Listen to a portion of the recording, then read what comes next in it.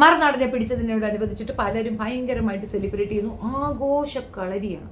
എനിക്ക് പക്ഷെ സങ്കടമുണ്ട്. ഞാൻ മറുനാടിന് വേണ്ടി സംസാരിക്കാനാണ് ഇപ്പോൾ ഈ വീഡിയോ ഇടുന്നത്. തീർച്ചയായിട്ടും അദ്ദേഹം ചെയ്ത തെറ്റെന്താണെന്ന് എനിക്ക് മനസ്സിലാവുന്നില്ല. ഒരു പെൺകുട്ടിയെ നോക്കി, യാതൊരു രീതിയിലും ക്രൈമിൽ ഇൻവോൾവ്ഡ് അല്ലാത്ത ഒരു സ്ത്രീയെ നോക്കി, ഒരു സാധു സ്ത്രീയെ നോക്കി ഹണി ട്രാപ്പുകാരി എന്ന് പറഞ്ഞു എന്നുള്ളത് ഒരു ക്രൈമാണോ? അതിലിപ്പോൾ എന്താ?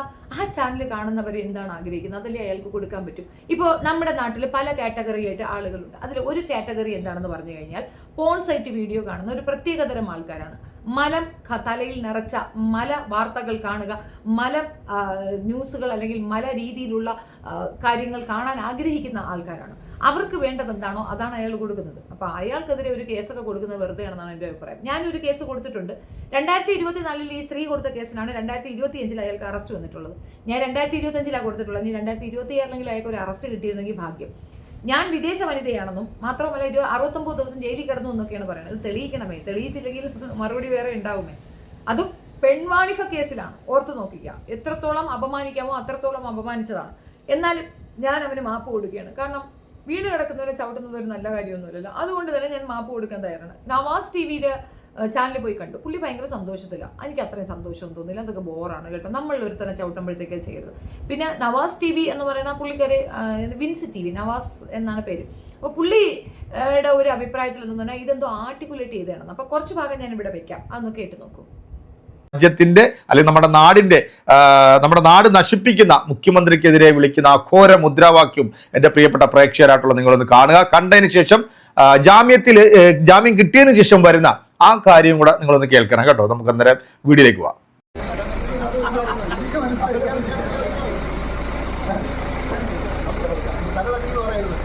പിണറായി തുലയട്ടെ, വീണ്ടും വീണ്ടും പറയുന്നു. കേരളം മുടിപ്പിക്കാനുള്ള പിണറായി വിജയൻ, പിണറായി എന്ന് പറയുന്ന വൃത്തികെട്ടവൻ ഈ നാട് മുടിപ്പിക്കും.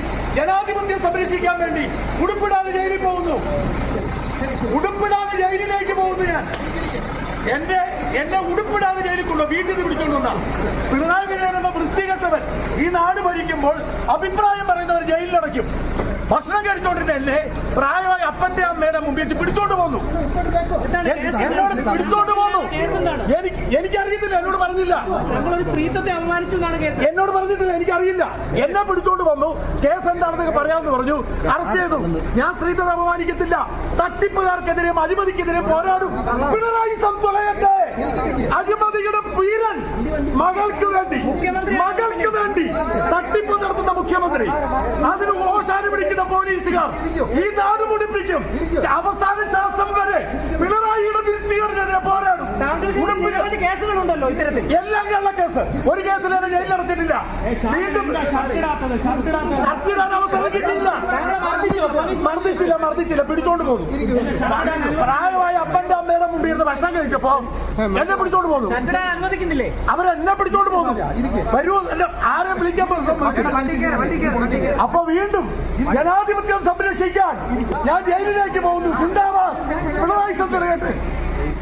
ജനാധിപത്യം സംരക്ഷിക്കാൻ ഒരു മാധ്യമ പ്രവർത്തകന്റെ ധീര പ്രവർത്തികളാണ് നമ്മളിപ്പോൾ കണ്ടത്.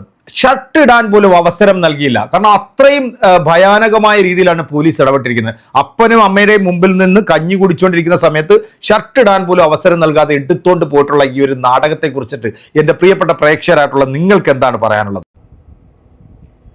ഇതിൽ പുള്ളി പറയുന്നത് എന്താണ്? പുള്ളിയെ നിർബന്ധമായും പിടിച്ചുകൊണ്ടുപോയി, ഉടുപ്പിടാൻ സമ്മതിച്ചിട്ടില്ല. അച്ഛൻ്റെ അമ്മയുടെ അടുത്ത് വെച്ചിട്ട് നിർബന്ധമായും പിടിച്ചുകൊണ്ടുപോയി, അങ്ങനെ ഇങ്ങനെയെന്നൊക്കെയല്ലേ പറയുന്നത്. ഇത് തന്നെ ഒരു ഗിമിക്കാണ്. വാസ്തവത്തിൽ ഇയാൾക്കെതിരെ ആ കേസ് രജിസ്റ്റർ ആക്കപ്പെടുകയും ഇയാൾ അറസ്റ്റ് രേഖപ്പെടുത്തുകയും ചെയ്തിട്ടുണ്ട്. ഇയാൾ ഷർട്ട് ഇടാതിരുന്നത് മനഃപൂർവ്വമാണ്. കാരണം ഷർട്ട് ഇടാതെ കൊണ്ടുപോകുമ്പോൾ ഈ ഒരു കാര്യം പറഞ്ഞുകൊണ്ട് ഇതിൻ്റെ ഒരു അലവൻസ് കിട്ടും. ആ ജഡ്ജി ഉടനെ തന്നെ ഇയാൾക്ക് ജാമ്യം കൊടുത്ത് എന്താണെന്ന് പറഞ്ഞു കഴിഞ്ഞാൽ ഹണി ട്രാപ്പുകാരി എന്ന് പറഞ്ഞു എന്നാണ്. അത് എവിടുന്നൊക്കെയോ വോയിസ് റെക്കോർഡ് കേട്ടിട്ടാണ്, തെളിവുണ്ടെന്നാണ് പറഞ്ഞിട്ടുണ്ടാവുക. അതിന്റെ അടിസ്ഥാനത്തിലാണ് ജാമ്യം കൊടുത്തിട്ടുണ്ടാവുക. പുള്ളിയുടെ ഭാഗം കേട്ടിട്ട് ഈ പറയുന്ന സംഗതി, അതായത് ഒരു ഹണി ട്രാപ്പുകാരി അല്ല എങ്കിൽ തീർച്ചയായിട്ടും വീണ്ടും അറസ്റ്റ് രേഖപ്പെടുത്താനും ശിക്ഷ കിട്ടാനും ചാൻസുകൾ വളരെയാണ്. മാപ്പ് എഴുതി കൊടുക്കേണ്ടി വരും. അല്ലാത്ത പക്ഷം ശിക്ഷ കിട്ടും. മാപ്പിനായിരിക്കും ചാൻസ് കൂടുതൽ. ഇവൻ അങ്ങനെയാണ്.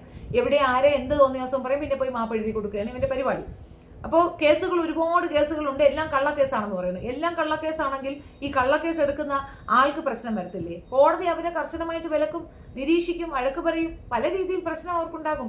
ചുമ്മാ അങ്ങനെ കള്ളക്കേസൊന്നും എടുക്കാൻ പറ്റില്ല, തെളിവ് കൃത്യമാണെങ്കിൽ എടുക്കാൻ പറ്റും. ഇപ്പൊ ഇയാൾ സംപ്രേഷണം ചെയ്ത ഒരു പ്രോഗ്രാമിൽ ഏതോ ഒരു ഷായ്ക്ക് എതിരെയുള്ള ഒരു ഇതാണ്, തട്ടിപ്പുകാരെ പുറത്തു കൊണ്ടുവരുന്നതിനോട് എനിക്ക് യോജിപ്പാണ്. പക്ഷെ അതിൽ വന്ന ഒരു വർത്തമാനത്തിൽ ഹണി ട്രാപ്പുകാരിയായ ഈ സ്ത്രീ എന്ന് പറയുന്നത്, ഇവർ തമ്മിൽ റിലേഷൻഷിപ്പ് ഉണ്ടെന്ന് പറഞ്ഞാലും കുഴപ്പമൊന്നുമില്ല, അതെങ്ങനെയാണ് ഹണി ട്രാപ്പുകാരിയായ വ്യക്തി എന്ന് പറയുന്നത്? അവിടെ തെറ്റി, അവിടെ പിഴച്ചു എന്നുള്ളതാണ് വസ്തുത.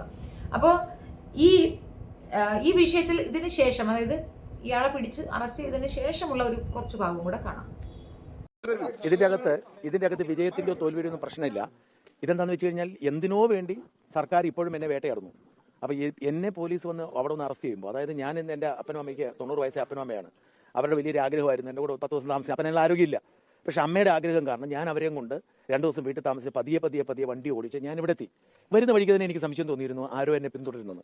ഞാൻ അതിന് വേണ്ടിക്ക് ഇടയ്ക്ക് ഞാൻ ആയൂർ വന്നപ്പം ഒരു വഴി തിരിച്ചു പോയി. ഞാൻ ഒരിടത്ത് പോയി 1/2 മണിക്കൂർ റെസ്റ്റ് എടുക്കുവാന്ന് പറഞ്ഞ് തിരിച്ചു വന്നു. അപ്പോൾ എൻ്റെ സംശയം സ്ഥിരീകരിച്ചു. കാരണം പിന്നാലെ ആ വണ്ടിയുടെ അംശം ഞാൻ കണ്ടു. ഞാൻ തിരുവനന്തപുരത്ത് വന്നു, ഞാൻ എൻ്റെ വീട്ടിൽ കയറി, ഞാനൊന്ന് കുളിച്ചു കഴിഞ്ഞ് അമ്മയ്ക്കും അപ്പനും ഭക്ഷണം, പ്രത്യേകിച്ച് മരുന്ന് കൊടുക്കേണ്ട, മരുന്ന് എടുത്തുകൊണ്ടിരിക്കുമ്പോഴത്തേക്കാണ് ഇവർ വന്ന് തട്ടുന്നത്. ഒരു സംഘം വന്നു, ഗുണ്ടകൾ കയറുന്ന പോലെ അകത്തോട്ട് കയറിയിട്ട് പറഞ്ഞു, ഞങ്ങൾ ഒരു ക്രൈം നമ്പർ പറഞ്ഞു, ഈ ക്രൈം നമ്പറിലെ പ്രതിയാണ് നിങ്ങൾ, ഞങ്ങൾ അറസ്റ്റ് ചെയ്യാൻ വന്നാണ്, സഹകരിക്കണമെന്ന് പറഞ്ഞു. ഞാൻ ഉടുപ്പ് പോലും ഇട്ടിട്ടില്ല. അത് ഉടുപ്പൊന്നും സാരമില്ല, ഞങ്ങൾ ഉടുപ്പ് മേടിച്ചു തരാം. ഞാൻ പറഞ്ഞു എനിക്ക് ആരെങ്കിലും അറിയിക്കണം. അതൊന്നും പറ്റത്തില്ല, മൊബൈൽ ഫോണും അപ്പം തന്നെ മേടിച്ചു. എന്നോട് പറഞ്ഞു പറ്റത്തില്ല, സംസാരിക്കാൻ പറ്റത്തില്ല, എന്നെ കൂടിക്കൊണ്ട് പോയി. അത് കഴിഞ്ഞിട്ട് ശരിയാണ്, എന്നോട് പോലീസ് മോശമായിട്ടൊന്നും പെരുമാറിയിട്ടില്ല. വഴിയിൽ കയറിയപ്പോൾ വണ്ടി കയറിയപ്പോൾ ഒരു ഷർട്ട്, ഒരു വലിയൊരു അടിപൊളി ഷർട്ടൊക്കെ മേടിച്ചു. ഞാൻ പറഞ്ഞു പറ്റത്തില്ല, എൻ്റെ ഷർട്ട് ഞാൻ ഇടുന്നത് ആ ഷർട്ടല്ല, നിങ്ങൾ മേടിക്കുന്ന ഷർട്ട് ഞാൻ ഇടത്തില്ല, എൻ്റെ ഷർട്ട് ഇടാൻ പറ്റുള്ളൂ എന്ന് പറഞ്ഞു. അങ്ങനെയാണ് ഇവിടെ വരുന്നത്. പോലീസ് സ്റ്റേഷനിൽ പോയി എന്നോട് ഇതുവരെ പറഞ്ഞിട്ടില്ല ക്രൈം എന്താണെന്ന്. ഞാൻ പോലീസ് സ്റ്റേഷനിൽ ചെന്നു, എന്നോട് പോലീസ് സ്റ്റേഷൻ വളരെ മാന്യമായിരുന്നു. ഞാൻ അവിടെ ഇരുന്നു. അവരതിന് ശേഷം എന്നെക്കൊണ്ട് അറസ്റ്റിൻ്റെ എല്ലാം ഒപ്പിടിപ്പിച്ചു. അതിനകത്ത് കുറേ സെക്ഷൻസ്, എനിക്ക് ഇപ്പോഴത്തെ പഴയ സെക്ഷൻ ആയതുകൊണ്ട് എനിക്ക് പഴയ അറിയത്തില്ല, പുതിയത്. ഇപ്പം എന്തായാലും IT Act 67 ഉണ്ടെന്ന് കണ്ടു. 67 എന്ന് പറയുന്നത് ഈ അശ്ലീല സംപ്രേഷണം. ഞാൻ അങ്ങനെ ഒരു സാധനം ആരെക്കുറിച്ച് നടത്തിയിട്ടില്ല. അപ്പോൾ ആരാണ് പരാതിക്കാരെന്ന് എന്നോട് പറഞ്ഞിട്ടില്ല, എന്താണ് കേസ് എനിക്കറിയത്തില്ല. അതാണ് എൻ്റെ വാസ്തവം. അങ്ങനെ അന്വേഷണം വേണമെന്ന് ചോദിച്ചു. ഞാൻ പറഞ്ഞു വേണ്ടാന്ന് പറഞ്ഞു. ഞാൻ പിന്നെ ഉടുപ്പിട്ടിട്ടില്ലാത്തതുകൊണ്ട് ഞാൻ നിലത്താണ് ഇരുന്നത്. അങ്ങനെ ഉടുപ്പിടാത്ത ആൾക്ക് കസേര ഇരിക്കാനുള്ള യോഗ്യത ഇല്ലെന്ന് തോന്നി ഞാൻ നിലത്താണ് ഇരുന്നത്. താങ്കൾക്ക് അറിയാമോ? ഇപ്പോഴും ഞാൻ ഇവിടെ നിന്ന് ചോദിച്ചു പരാതിക്കാരിയെക്കുറിച്ച്. എനിക്ക് മനസ്സിലാക്കിയത് ഈ ഷിഹാബ് ഷാ എന്ന് പറയുന്ന ദുബായ് കേന്ദ്രീകരിച്ച് ഒരു വലിയ തട്ടിപ്പ് നടന്ന ഒരാളുണ്ട്. ഇയാൾ ഇപ്പം കേരള പോലീസ് ലുക്കൗട്ട് നോട്ടീസുള്ളതാണ്. ദുബായിൽ അയാൾ ജയിലിലാണ് ഇപ്പോൾ. അപ്പൊ ഇതിനകത്ത് ആ പുള്ളി പറയുന്നുണ്ട് എനിക്ക് ഷർട്ട് വാങ്ങി തന്നിട്ടുണ്ട് എന്ന് അവർ കൺസിഡർ ചെയ്തിട്ടുണ്ട്, അവർ തല്ലിയിട്ടില്ല, അവർ ഉപദ്രവിച്ചിട്ടില്ല എന്നാണ്. സത്യത്തിൽ നമ്മുടെ പോലീസിനോട് എനിക്ക് ഭയങ്കര പുച്ഛവും വെറുപ്പുമാണ്. ഇവൻ 2 പൊട്ടിയിൽ കിട്ടേണ്ടതല്ലേ? ഇവൻ സ്ഥിരമായി പെൺകുട്ടികളെ അവഹേളിക്കുന്ന വീഡിയോസ് മാത്രം ചെയ്യുന്ന ഒരു വൃത്തികെട്ടവനാണ്, നുണപ്രചരണം നടത്തുന്ന ഒരു വൃത്തികെട്ടവനാണ്. മാധ്യമധർമ്മത്തിന് യാതൊരു വാല്യൂവും കൊടുക്കാതെ, ഒരു എത്തിക്സും ഇല്ലാതെ ആളുകളെ പറ്റി അവഹേളനപരമായ കാര്യങ്ങൾ പറയുക മാത്രമല്ല, ആളുകളെ ആത്മഹത്യയുടെ വക്കിൽ കൊണ്ടുവയ്ക്കുകയും പലരും ആത്മഹത്യ വരെ ചെയ്ത സംഭവങ്ങൾ ഇവിടെ ഉണ്ടായിട്ടുണ്ട്. എന്നിട്ടും ഒരു നാണവും ഉളുപ്പും ഇല്ലാതെ അടുത്തൊരു കുപ്പായം മേടിച്ച് അവിടെ കുത്തിയിരുന്നുകൊണ്ട് കണസാ പുണസാ എന്ന് പറയുന്ന ഇവന് ശരിക്ക് കയറിട്ട് കൂട്ടാൻ ആരെക്കൊണ്ടും ആവാത്തത് കഷ്ടം തന്നെയാണ്. നമ്മൾക്ക് പറയാനുള്ള സ്വാതന്ത്ര്യമുണ്ട്, സത്യമാണെങ്കിൽ അത് പറയാം, ഒരു തർക്കവുമില്ല. ഇല്ലാ കഥകൾ പറയുന്നത് 1 2 പ്രാവശ്യമില്ല. സ്ഥിരമായി ഇയാൾ ഇത് ചെയ്യുമ്പോൾ ഈ വിഷയങ്ങളെയൊക്കെ കാണിച്ചുകൊണ്ട് ഇവൻ്റെ യൂട്യൂബ് ചാനൽ നിർത്തിവെക്കാനുള്ള വകുപ്പ് ഉണ്ട് എന്നുള്ളതാണ് വസ്തുത. എത്ര പ്രാവശ്യം ഈ നുണകൾ നമ്മൾ കേൾക്കണം? ഇവൻ പറയുന്നത് വിശ്വസിച്ചുകൊണ്ട് ഒരു വിഭാഗമെങ്കിലും പുറത്തോട്ട് വരികയോ അല്ലെങ്കിൽ വേറെ ഏതെങ്കിലും രീതിയിൽ അതിന് ആക്ഷൻ എടുക്കുകയോ ചെയ്യുമ്പോൾ ഈ സമൂഹത്തിനുണ്ടാകുന്ന ബുദ്ധിമുട്ടൊന്ന് മനസ്സിലാക്കി നോക്കൂ. ഇനി വേറൊരു കാര്യമുണ്ട്, ഇവൻ്റെ കമൻറ്റ് സെക്ഷൻ. ആഹാ, എന്താ കമൻസ് എന്നറിയാമോ? കണ്ടാൽ നമ്മൾ അത്രയും സ്നേഹത്തോട്, കൗതുകത്തോട്, കൗശലത്തോട് അന്തം വിട്ട് കേട്ടുകൊണ്ടിരിക്കുക. അമ്മാതിരി കമൻസിലുടനീളം പറയുന്നത് ആരൊക്കെയാണെന്നറിയാമോ? ചാമുവല്, ശിബുവണ്ണൻ, മാത്തുവണ്ണൻ, സജുവണ്ണൻ, അങ്ങനെ തുടങ്ങി ഹാലേലിയ സൂത്രക്കാരുടെ ഒരു വൻ പട തന്നെ ഇവൻ്റെ കമൻറ്റ് ബോക്സിലുണ്ട്. എന്താണ് അവരുടെ ഉദ്ദേശ ലക്ഷ്യം? ഒറ്റ ഉദ്ദേശമേ ഉള്ളൂ, ആട്ടിൻകുട്ടികളെ തമ്മിൽ തല്ലിക്കുക, അതിൻ്റെ ഇടയിൽ കൂടെ ഇറ്റ് വീഴുന്ന രക്തം വെട്ടി കുടിച്ചുകൊണ്ട് ആസ്വദിച്ച് ആ ഇടികൂടൽ കാണുക. എപ്പോഴെങ്കിലും 2 ഇടി കൂടി ചത്ത് വീഴുമ്പോൾ അവരെ ഭക്ഷിക്കാമെന്നുള്ള ആ ഒരു കൗതുകത്തിലിരിക്കുന്ന ചെന്നായെ മാത്രമാണ് കാസ ടീം എന്നുള്ളതിൻ്റെ തെളിവാണ് അവൻ്റെ കമൻറ്റ് സെക്ഷനിലുള്ള കമൻറ്റോളികളുടെ പേരും അതിനോടനുബന്ധിച്ചിട്ടുള്ള ഒരു കമൻസും. ആകെ മൊത്തത്തിൽ ഇവന് വേണ്ടിയിട്ട് കൂതാശ പാടുന്ന കുറേ അവന്മാരോട് എൻ്റെ ഒരു ചോദ്യമാണ്, നിങ്ങളുടെ കുടുംബത്തിലുള്ള ഒരു പെൺകുട്ടിയെ പറ്റി, അവൾ ചെയ്യാത്തൊരു തെറ്റിനെ പറ്റി ഇമാതിരി ഒരു മോശം പറഞ്ഞാൽ നിങ്ങൾക്ക് എങ്ങനെയുണ്ടാകും? പല കാര്യങ്ങളും മാനിപ്പുലേറ്റ് ചെയ്യുക, ആ മാനിപ്പുലേറ്റ് ചെയ്ത ശേഷം അതിനുവേണ്ടി പേയ്മെൻറ്റ് ചോദിക്കുക, ആ പേയ്മെൻറ്റ് കിട്ടാതെ വന്നാൽ അവരെ ആക്രമിക്കുന്ന രീതി ഇവന് സ്ഥിരമായിട്ടുണ്ട്. ഒരാൾക്ക് ഒരാളെ കൊണ്ട് ബുദ്ധിമുട്ടുണ്ടെങ്കിൽ ശരി, പല ആളുകൾ സെയിം സ്റ്റോറി പറയുകയാണെങ്കിൽ ആരാണ് പ്രശ്നക്കാർ? എന്തുകൊണ്ട് അങ്ങനെ പ്രശ്നം വരുന്നു? സത്യം പറയുന്നതാണെങ്കിൽ നമ്മളത് കേൾക്കാൻ തയ്യാറാണ്, ധൈര്യസമേതം. കേസുകൾ വരും. നമ്മളിപ്പം ഇപ്പം ഞാൻ വീഡിയോ ചെയ്യുന്നുണ്ട്, എനിക്ക് കേസുകൾ വരാറുണ്ട്. പല കാര്യങ്ങളും കോടതിയിലാണ് നമ്മളത് തെളിയിക്കേണ്ടത്, ശരിയല്ലേ? നമുക്ക് തെറ്റ് ചെയ്തിട്ട് നമ്മൾ കോടതി തെളിയിക്കാനുള്ള അവസരം ഉണ്ടാക്കി തരും. ഇവൻ എന്തുകൊണ്ട് അത് അവിടെ തീർക്കുന്നതിന് പകരം ഈ പട്ടി ഷോ കാണിക്കുന്നു? ഏത് പൊതുസമൂഹമാണ് അവൻ്റെ ഒപ്പം നിൽക്കുന്നത്? ഇവൻ എന്ത് സാമൂഹ്യ പ്രതിബദ്ധതയോടെയാണ് ഈ വൃത്തികേടുകൾ പറയുന്നത്? അവന് ഒരു പെൺകുട്ടിയുമായി ബന്ധമുണ്ട്, അവൻ പറഞ്ഞ ന്യൂസ് ഞാൻ മനസ്സിലാക്കുന്നു, ഓക്കെ, അതായിക്കോട്ടെ. അവൾ ത്രൂ ആണ് ഇത് എത്രയും നടത്തുന്നത്, അത് നല്ലൊരു സ്റ്റേറ്റ്മെന്റ് ആണ്. അതിനെന്തിനാണ് അതിൻ്റെ ഇടയിൽ കൂടി ഒരു ഹണി ട്രാപ്പ് എന്ന് കുത്തിക്കയറ്റിയത്? ആ ലൂപ്പ് ഹോളിൽ പിടിച്ചല്ലേ അവൻ കയറി വന്നത്. ഇനി ആ പറയുന്ന വ്യക്തി ചെയ്ത മോശമാണെങ്കിൽ പോലും ഈ പറഞ്ഞത് ഇവൻ ഈ രീതിയിൽ അറസ്റ്റ് ചെയ്യപ്പെട്ടത് കൊണ്ട് തന്നെ അത് കളവായിട്ട് വരികയല്ലേ ഉള്ളൂ. ഇവൻ കള്ളത്തരം പറഞ്ഞു എന്നുള്ളതല്ലേ ഉള്ളൂ. അവന് ചെയ്യാൻ കഴിയാത്ത ആ പെൺകുട്ടി ത്രൂ കൊടുത്തു എന്നുള്ളതേ ഉള്ളൂ.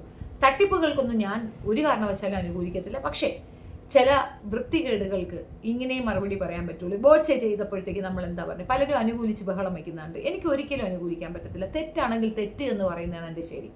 ഇയാൾ നിരന്തരമായി സ്ത്രീകളെ വേട്ടയാടുന്നുണ്ട്, സ്ത്രീകളെ പറ്റി പടുമോശം പറയുന്നുണ്ട്.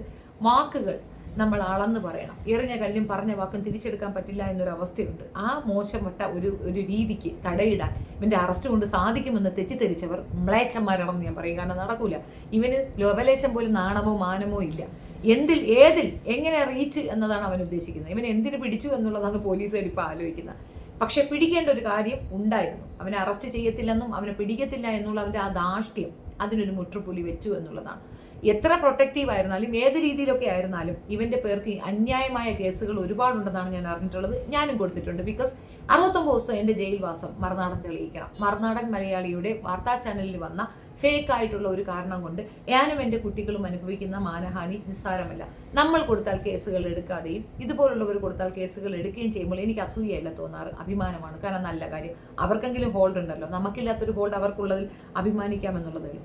എന്നാലും ഉടുപ്പിടാതെ അയാളെ വലിച്ചഴച്ച് തള്ളിക്കയറ്റി കൊണ്ടുപോയത് തീർത്തും ശരിയായൊരു നടപടിയില്ല. ചെവിക്കൽ വിളക്കൊരെണ്ണം കൊടുത്ത്, വയറ്റിനൊരു തൊഴിയും കൊടുത്ത്, കാല് മടക്കി 2 അടിയും കൊടുത്ത്, അവൻ്റെ സുനായും പിടിച്ച് ഉടച്ച് ആ ബാക്ക് ഡിക്കിയിലേക്ക് തള്ളി അങ്ങോട്ട് ഇടുകയായിരുന്നു വേണ്ടിയിരുന്നത്.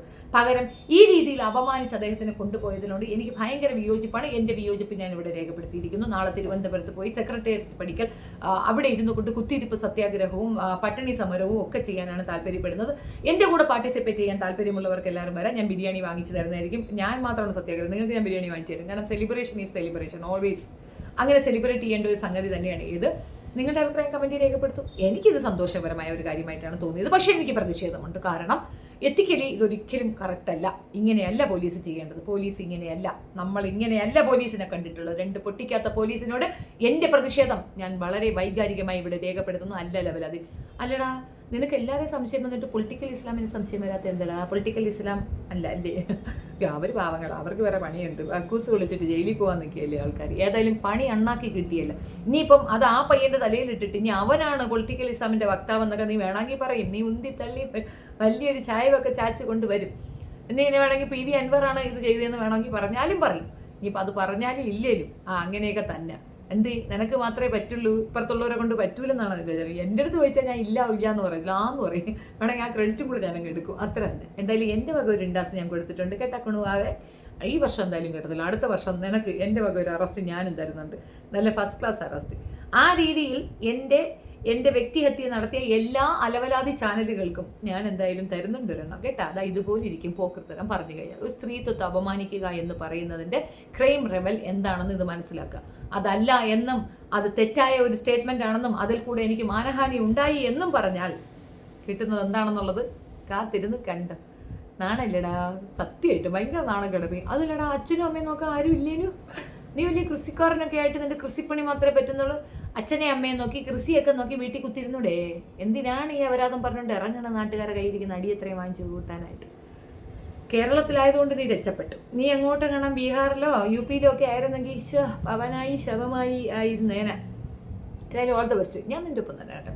കൂട്ടത്തിൽ ഒരു കാര്യം കൂടെ പറയാം. പുട്ടണ്ണൻ അവിടെ ഇരുന്നുകൊണ്ട് തള്ളി മറിയുന്നുണ്ട്. അല്ലണ്ണ പുട്ടണ്ണ, അണ്ണൻ എന്ത് എത്തിക്സ് ആണുള്ളത്? ഈ കമ്പാരിറ്റീവ്ലി ഇദ്ദേഹത്തിൻ്റെ എത്തിക്സും പുട്ടണ്ണൻ്റെ എത്തിക്സും കൂടെ വെച്ച് നോക്കുമ്പോൾ പടുപൊട്ടൻ പുട്ടണ്ണനിക്ക് ഒരു എത്തിക്കും ഇല്ല. നീ എന്തുവാടാ പറയുന്നേ? അവൻ ജേർണലിസ്റ്റ് അല്ലെന്ന്. ആര്?